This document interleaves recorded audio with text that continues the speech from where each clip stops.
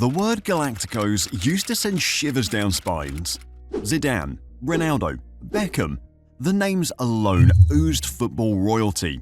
They weren't just a team, they were a spectacle. But today, we've got another star-studded squad.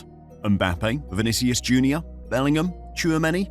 On paper, it's a footballing cheat code. But hold on, does this work? Real Madrid fans have been waiting for years for this moment. Mbappé is finally wearing the white shirt. But here's the problem. Instead of excitement, there's doubt. Instead of certainty, there are questions. Is this the next dominant Galacticos era? Or has Madrid built a team of individuals with no real chemistry? Let's be real. Is this the worst Galacticos team ever? When Mbappé finally signed for Real Madrid, everyone thought it was over for the rest of Europe. This was it. Madrid had their Cristiano Ronaldo 2.0, the final piece of the puzzle, the player who would single-handedly transform them into an unstoppable force. After years of flirting with the club, the endless transfer sagas, and the fake here we go moments, the dramatic U-turns, Madrid finally got their man. It was supposed to be the start of a new Galactico era. And let's be real, Madrid wasn't just signing a player, they were signing the player. The guy who PSG built their entire project around. The guy who won a World Cup at 19. The guy who was outscoring Messi and Neymar at PSG. This wasn't just any transfer. This was Madrid flexing their muscles, proving once again that when the best players in the world become available, they come to the Bernabeu. But here's the thing, it hasn't gone as planned.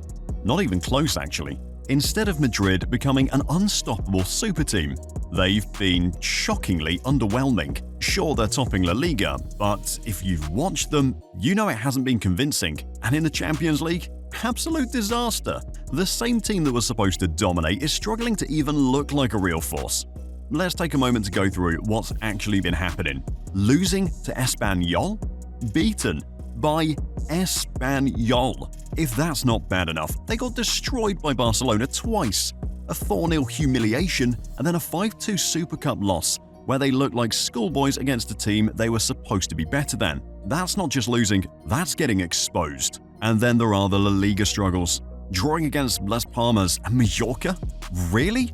This is a team that was supposed to be untouchable, and they can't even comfortably put away mid-table teams. Something isn't adding up, but nothing is more embarrassing than the Champions League disaster.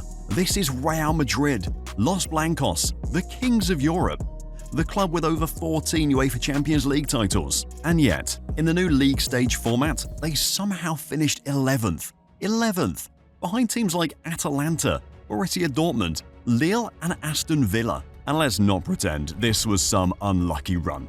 They straight up got beaten. 1-0 loss to Lille? That's not a bad day, that's embarrassing. Destroyed 3-1 by AC Milan? Not exactly Galacticos behavior. Lost to Liverpool? Outclassed. Even when they did win, it was not convincing.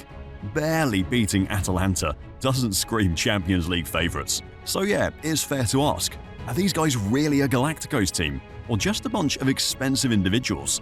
Because right now, it looks like the latter. To understand why this current Madrid team is so underwhelming, we need to take a step back and look at what a real Galacticos team looked like. Because let's be honest, just throwing together a bunch of expensive signings doesn't automatically make you a Galacticos squad. The name carries weight. It represents dominance, footballing artistry, and a team that doesn't just win, but defines an entire era. And if we're talking about the best Galacticos team ever, there's only one answer. The original Galacticos of the early 2000s. That squad wasn't just a group of stars, it was footballing royalty. It had everything. Iconic players, breathtaking football, and trophies to back it all up. It was a team built to entertain, to dominate, and to do it all in the most Madridista way possible, with style. Just take a second to appreciate the absolute madness of that lineup. In attack, you had Ronaldo Nazario, arguably the most terrifying striker of his generation, a man who could glide past defenders like they weren't even there and finish with ice-cold precision. Next to him, Raul Gonzalez, Madrid's all-time top scorer at the time, was a player who wasn't the flashiest, but always showed up when it mattered. And then there was Zinedine Zidane, a footballing artist whose touch was so smooth, it looked like the ball was begging to be controlled by him. And the insanity didn't stop there. On the right wing, you had Luis Figo, a Ballon d'Or winner, one of the best wingers of all time, and the man who caused riots in Barcelona when he made the infamous switch to Madrid. Behind all of them, David Beckham, whose pinpoint crosses and set-piece magic made defenders pray they didn't give away a foul anywhere near the box. But this wasn't just a team of flair players. Oh no, they had Claude Makélélé, the guy who did all the dirty work, covered every blade of grass, and made sure the superstars could shine. Without him, that midfield would have collapsed. And at the back, Roberto Carlos, a left-back who played like a winger, sprinted like a sprinter, and hit free kicks like he had rockets for legs. And they didn't just win, they dazzled. This was a team that played champagne football, one-touch passing, outrageous dribbles, outside the boot through balls, and ridiculous goals. Watching them felt like watching a highlight reel every single game. They could tear teams apart with sheer quality, and when they clicked, good luck stopping them. Zidane dictated the midfield with ease. Figo and Beckham provided width. Raul and Ronaldo made sure the goals kept flowing, and Roberto Carlos just ran up and down the left flank like a man possessed. At the helm was Vicente Del Bosque, the most calm and collected manager you could imagine. He wasn't flashy, he didn't scream on the touchline, but he knew how to manage egos and get the best out of his superstars, and it worked. Under Del Bosque, Madrid won 2 La Liga titles, and most importantly the 2002 Champions League, which gave us that legendary Zidane volley in the final against Bayer Leverkusen. Left foot, top corner, absolute masterpiece. That goal alone was enough to cement that team's legacy. But for all their brilliance, the Galacticos did eventually fall apart. And if you want to pinpoint where it all went wrong, look no further than when Madrid decided that Makélélé wasn't marketable enough and sold him to Chelsea. They thought signing Beckham would make up for it, but instead, the midfield balance was completely gone. The defense got exposed, the midfield lost control, and suddenly the most exciting team in the world started looking vulnerable. Still, despite their decline, the early 2000s Galacticos were special. They weren't just a collection of stars, they became a team. They weren't just about winning, they were about dominating and doing it in style. That's what separates them from this current Madrid side. Because right now, this so-called Galacticos team is struggling against Las Palmas, while the real Galacticos were winning Champions Leagues, with Zidane scoring the greatest volley of all time. That's the difference. Then the second wave of Galacticos came in the 2010s, and this team won. Cristiano Ronaldo, Gareth Bale, Karim Benzema, Luka Modric, Toni Kroos, Sergio Ramos, Marcelo. This squad wasn't just built for style, it was built for domination. Unlike the first Galacticos, who were all about attacking flair, this squad was perfectly balanced. They had the creativity of Modric and Kroos, the leadership of Ramos, and a forward line that could kill a game in an instant. Ronaldo was an unstoppable goal machine. Bale provided ridiculous speed and clutch moments, and Benzema was the perfect link-up striker. And the proof is in the trophies. 4 Champions League titles in 5 years. They didn't just look good, they got the job done. And then we get to this current team. Look, on paper, it's still a Galacticos squad, right? You've got Mbappé, Vinícius Jr, Bellingham, Tchouaméni, Camavinga. It looks stacked. But here's the problem. The attack doesn't feel like a Galacticos attack. Mbappé was supposed to be the new Ronaldo, the guy who takes Madrid to the top of European football, but it just hasn't clicked. What really are the issues? Before we talk about that, can you take a moment to subscribe to the channel, as this will help the channel get to 30,000 subscribers before the end of the first quarter. Thank you, and now back to the video. The biggest issue with this so-called Galacticos team? They're missing a real striker, and not just any striker, a proper number 9, a killer in the box, a Benzema, a Ronaldo Nazario, a Ruud van Nistelrooy. Because let's face it, Mbappe is world class, but he's not a traditional number 9. He thrives on the left, cutting inside and using his ridiculous speed to destroy defenses. But leading the line? Holding up play? Finishing every half chance like a ruthless poacher? That's just not his game. And what's the alternative? Endrick?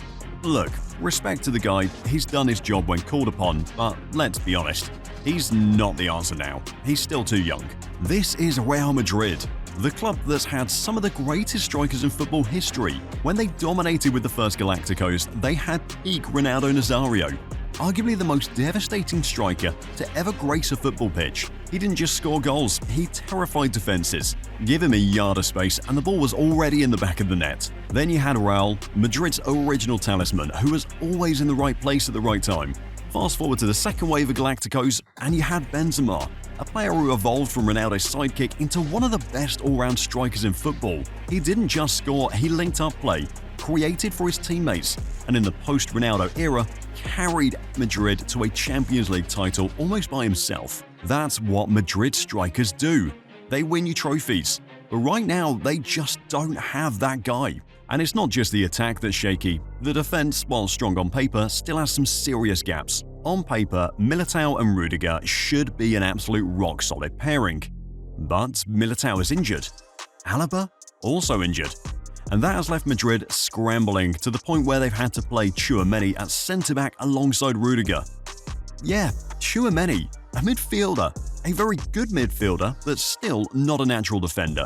Now, to be fair, Rudiger has been an absolute warrior at the back. He's got the aggression, the leadership, the mentality you expect from a Real Madrid defender. But football is a squad game, and when one injury forces you to shift your midfield anchor into defense, it exposes a serious lack of depth. The moment Rudiger is out or suspended, things start looking shaky. Asensio is versatile and good, but let's be honest, he's not the guy you want leading a Champions League backline. And with Carvajal and Mendy not being as dominant as they once were, the entire defensive setup looks like it's held together with duct tape and prayers. Compare that to the previous Galacticos team. In the early 2000s, they had a prime Roberto Carlos on one side, the ever-reliable Salgado on the other, and a solid centre-back pairing when they weren't sacrificing defence for attacking flair. In the 2010s, they had a world-class backline with peak Ramos and Pepe, two absolute warriors who could bully any striker in Europe. And when Varane stepped in, he provided the perfect blend of pace and composure. This current team, it's still figuring things out.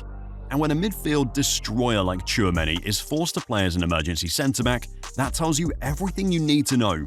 Injuries happen, sure, but a true Galacticos squad should have the depth to handle them. Right now, Madrid's defense looks one bad game away from disaster, and that's a problem. And finally, the biggest issue of them all. What even is the system? Ancelotti has tried different setups, but nothing feels settled. Are they playing a 4-4-2 diamond? A front three?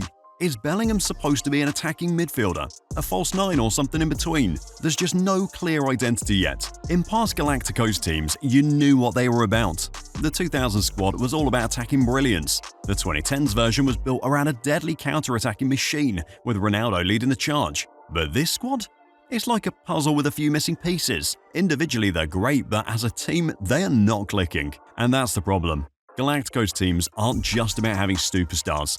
They need to feel like a Galacticos team. They need that swagger, that fear factor, that ability to dominate both domestically and in Europe. Right now, this Madrid side might have the names, but they don't have the dominance. Unless they find a real striker, fix the defensive gaps, and settle on a clear system, this might just go down as the most underwhelming Galacticos team ever. So what do you think?